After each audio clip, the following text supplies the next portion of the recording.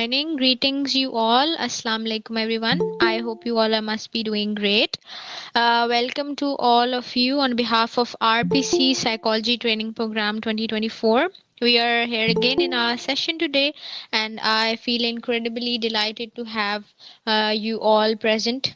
And Aisha Malik, going to be your host today for the webinar, which is related to the cognitive behavior therapy. Before proceeding the session, I want to give a brief overview about the RPC, Royal Psychologist Community, which is a global organization with a grassroots approach to reduce mental illness and provide awareness, medical, social, and moral support for the patient with the mental disabilities globally. RPC Global is strongly committed to promote excellence in the field of psychology, provide the best clinical practice based on the recent advancement and recommended guidelines. We are dedicated to the wellness of communities through prevention, intervention, treatment, and awareness with a unique and innovative solution for mental health. And for today's session, we have Miss Ambar Sarfraz here with us. She's a psychologist working as an A-level teacher and a career counselor at Lahore Grammar School. Over to you, ma'am. Thank you so very much, Beta, for the introduction. And yes, I also want to say thank you to RPC first because they have arranged the session, and it is a very much needed now thing because we all are going through so many issues, so many psychological things, but almost every one of us is facing some kind of stress, some kind of anxiety, and the awareness is still missing. और RPC का जो ये initiative है it is definitely helping a lot of people.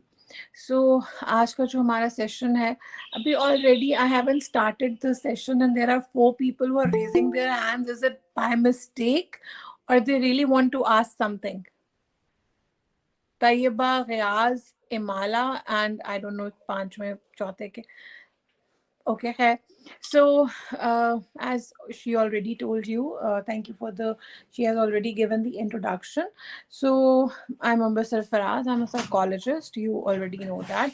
I don't know the audience, इसलिए I will try to cover things properly कि मैं पूरा अच्छे से बताऊं, लेकिन देन अगेन मुझे लगता है कि आप में से ज़्यादातर लोग जो हैं वो साइकोलॉजी बैकग्राउंड से ही होंगे और उनको काफ़ी सारी चीज़ों का पता होगा.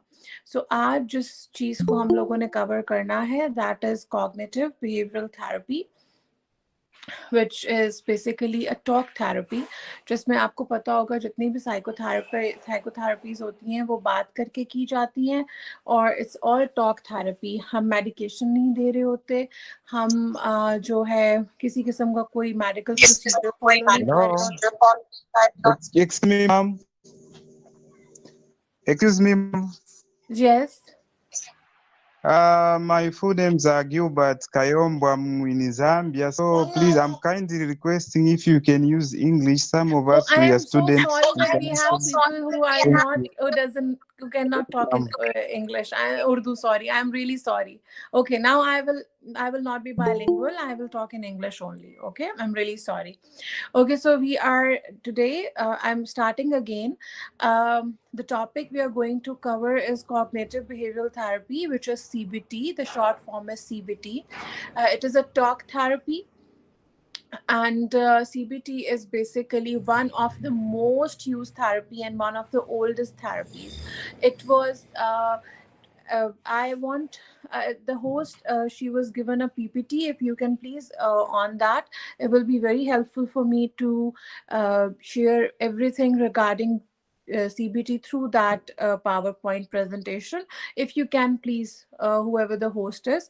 I would like to continue and tell you people about how it is started. Excuse me, ma'am. Actually, there is an electricity issue at my side, so I'm joining from my mobile as well. Okay, so then I will request RPC to share the presentation with you people afterwards. Right now I will explain it, then it will be easier for you people to read it, and then you will have the presentation with you and you people can whenever you want to revise it or whenever you want to go through it again, you people can. So cognitive behavioral therapy was given by Aaron Beck. He gave this therapy in around 1950s, and some people say in 1960s, and it is one of the most used most used psychotherapy, and still many people are it is used for almost every kind of disorder. But it is best for depression, it is best for anxiety treatment, it is best for OCD, and obviously it is always very difficult to solve problems only through talk therapy when it comes to the psychotic disorders like schizophrenia or delusional disorder. Okay, Ji. What is cognition? That is the first question. Because in this therapy, we are covering two very important parts of psychology. One is cognition, and the other one is behavior, right? So, cognition is basically uh, all of the processes that are happening in our brain. That is basically your thinking, your judgment, your every process that is happening, every kind of process that is happening in your mind. That is basically cognition. Uh, that is a part of your, that these are called cognitive processes.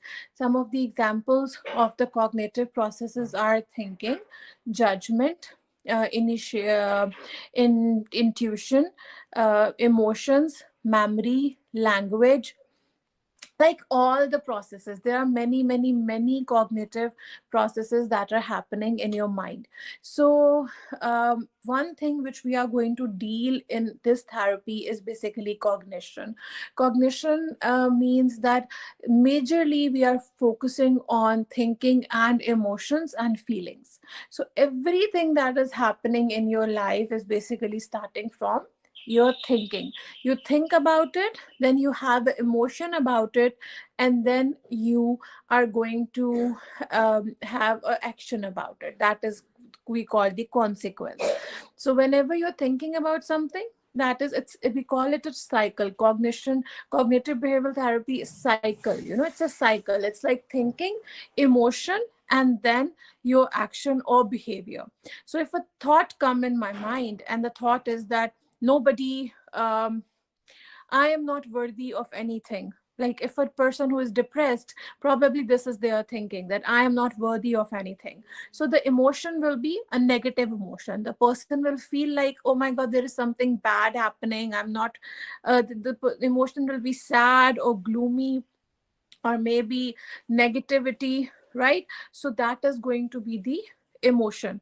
And then comes your third thing, comes the consequence. Then what will be the consequence? The person will be keep sitting at his or her room, not doing anything, not trying anything. So that is a cycle which is going on, which CBT has told us. Aaron Beck, who made CBT, who is the founder of CBT, he told us that. So why Aaron Beck thought that we need a therapy? He was basically psychoanalytic, or he was following Freud, Sigmund Freud. I'm sure if you are psychology students, you all are you all know Sigmund Freud. So he was following Sigmund Freud, he was doing psychoanalysis and all of that. And in between that, he found out that there are some there are some patients who have some thoughts and who have some belief system, and they are not aware of it.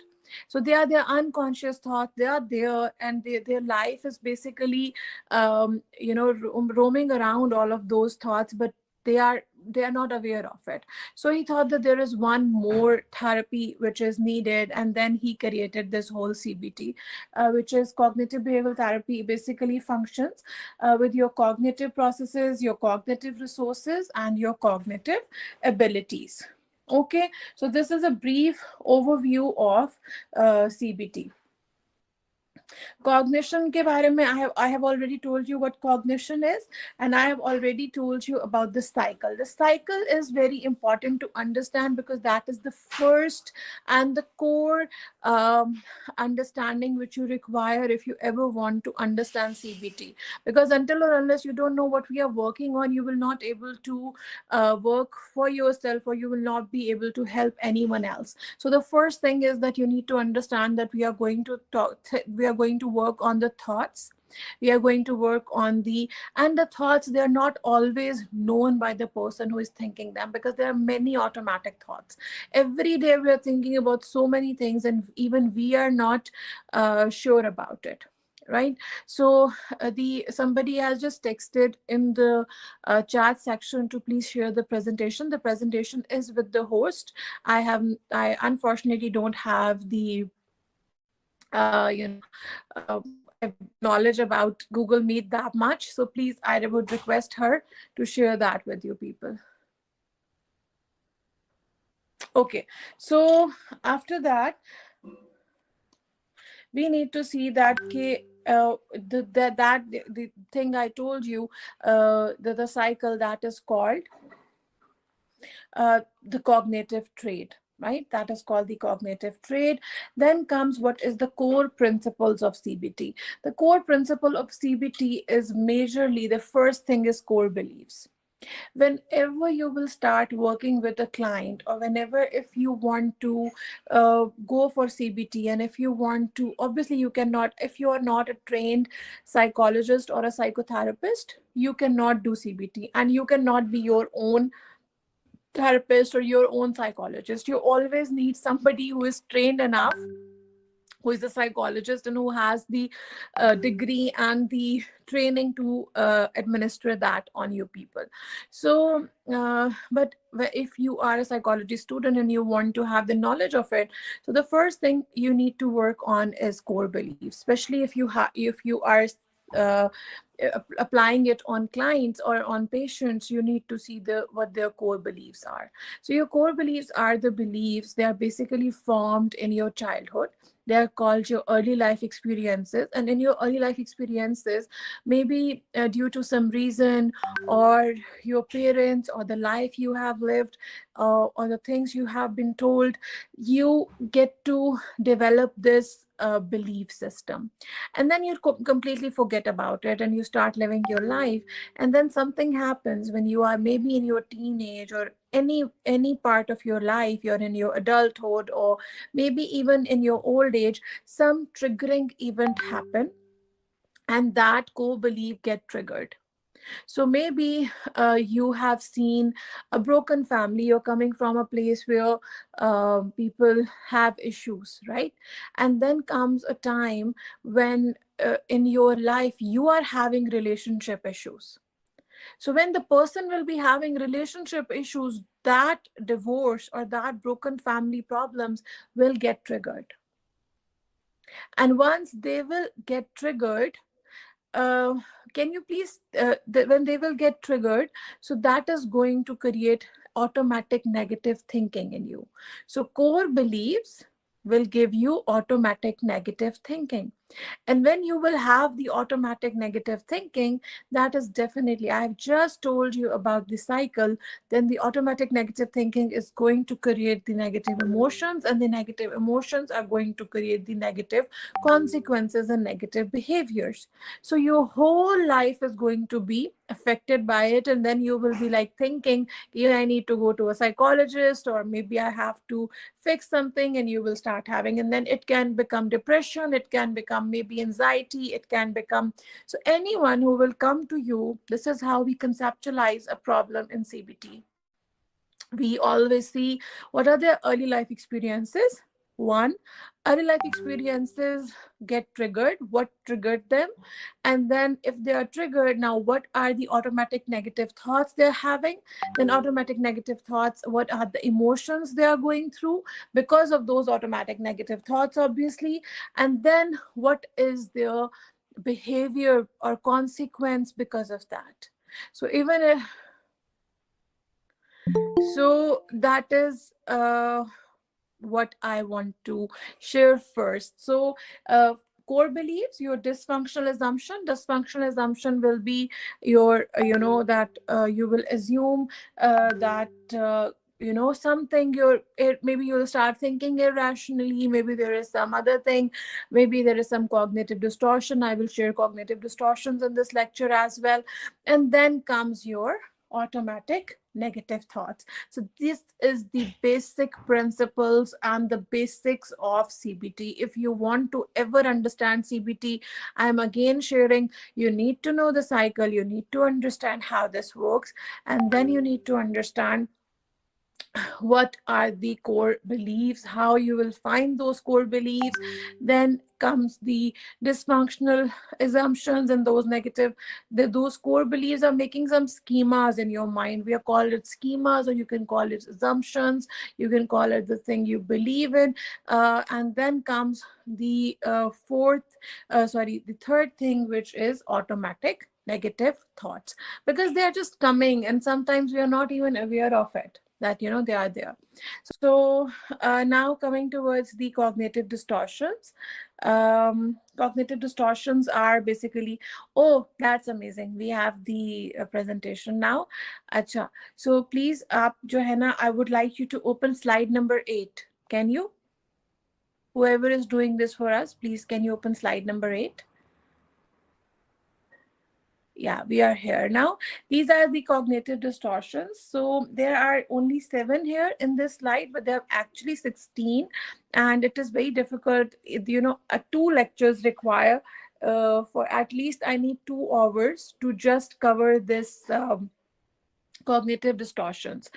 So I will just give you a brief overview right now, so you people know that, because it is very important to understand if you want to understand CBT. So as we were on the core beliefs, then core beliefs are going to give you some negative assumptions and some negative cognitive schemas, and these are basically, and then they are going to create some automatic negative thinking. So these are the things which are basically your assumptions, or so they have already identified some of the negative ways of thinking, and those are called cognitive distortions. Basically, the first one is polarized thinking. Polarized thinking is basically black and white thinking. Polarized thinking is that you are that is one distortion. People think like that, because the way they think is either everything is good or everything is totally bad. It's not like that, never like that actually, but that's how they think.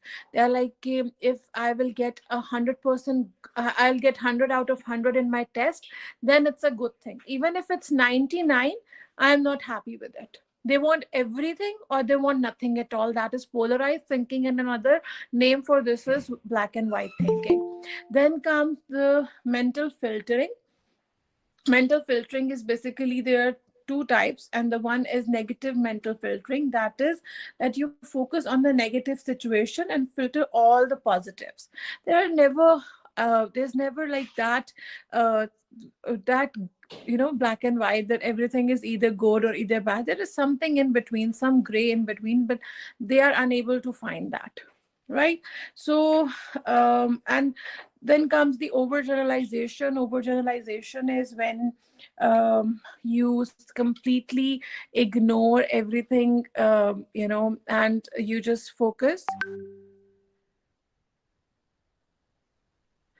So basically, overgeneralization is that if you see one person doing it, or one negative event in your life happen, you will start saying, this is going to happen every time, or if one girl is bad to you, one girl is giving you hard time, or deceived you, or was dishonest with you, people start believing that everyone is like that. That is called the overgeneralization. Overgeneralization is also, you can also take it like when we are when we create prejudice about something, or when we make stereotypes. That is something like that, but it is on the individual level, not a social level. You are people who think like that if they went to one interview and they didn't get the job, They will think that, whenever we will go for the interview, we will not get the job. That is overgeneralization. So basically, these kind of cognitive distortions, because of your core beliefs, negative core beliefs, get uh, they are existed because of those core beliefs. You have seen all of that in your life, and now when something trigger that core belief, they start turning into these cognitive distortions.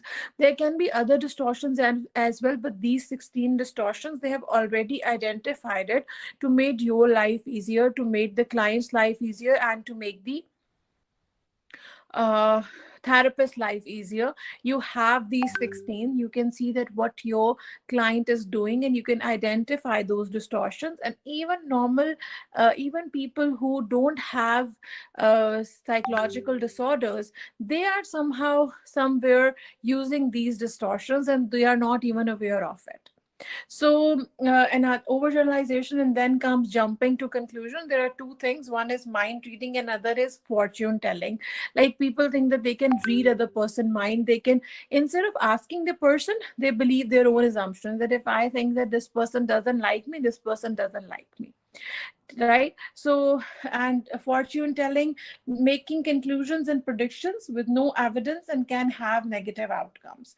Like, simply without any evidence, you think that you can tell, you can do fortune telling and all of that. Then catastrophizing, this is very common in anxiety in clients. People with anxiety, they do catastrophize a lot. They think that everything, they're like, if there, there is a little noise, they will think that something is going to blast. Or if your boss is not in a good mood one day, they will think that, they are going to lose their job. Or if somebody, if your partner or your spouse or somebody is not talking to you properly, they will be like, "Yeah, this person is going to just break up with me and going to go." So these kind of things are basically catastrophizing. Then personalization, these are the people who think that everything is happening because of their everything which is happening is their fault. And they are the people who are blaming themselves for everything. Then comes blaming, and that is the, kind of opposite to personalization. These are the people who always the people who are using blaming cognitive distortion. They are always blaming others, that something is happening, it is because of the other person. They are never trying to understand that this is, a two-way story. And maybe if other person is making some mistake, they are also making it. So when the clients will come to you, you will see that some of these cognitive distortions are being there. And there are some beliefs that these are not CBT generated beliefs, but these are overall therapist generated beliefs. And I want you to even write those beliefs, because they are so helpful, and they are so enlightening, that they will, and you will see that every client will come who will come to you has one of these beliefs. There are three. The first one is, I'm not enough. That is one thing which create.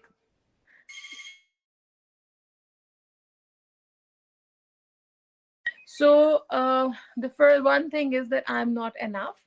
People believe that what they are not they are not enough, and that is so common in depression and anxiety, in any disorder. And then the other belief is that what I want or what I need is not available to me. The third one is that um, they think that basically they believe that they are not worthy of anything. So there are some beliefs which you will see over and over and over again, and the people are again and again. The self-esteem issue, I'm not enough issue, is the most common one. In every problem, in every disorder, you will see that this is one of the most common. So these are the cognitive distortions. I'm definitely not sharing them in detail. This is just a brief introduction of it. So core beliefs get changed into cognitive distortions, and cognitive distortions I have already shared.